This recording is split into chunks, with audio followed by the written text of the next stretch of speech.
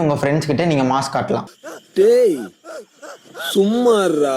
Retro movie ட்ரெய்லர்ல சாங்க்கு ஏத்த மாதிரி cuts use பண்ணியிருப்பாங்க.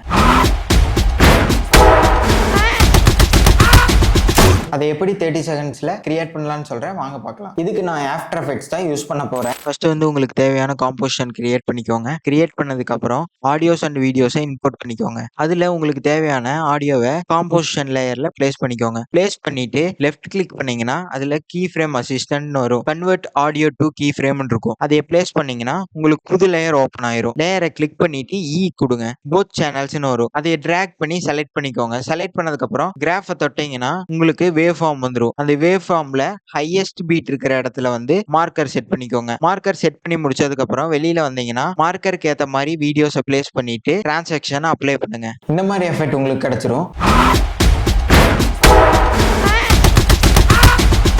இந்த வீடியோ உங்களுக்கு யூஸ்ஃபுல்லா இருந்தா மறக்காம கமெண்ட்ஸ்ல தம்ஸ் அப் கொடுத்துருங்க. ஃப்ரேம் கிராஃப்ட் ஹப்பை சப்ஸ்கிரைப் பண்ணிக்கோங்க.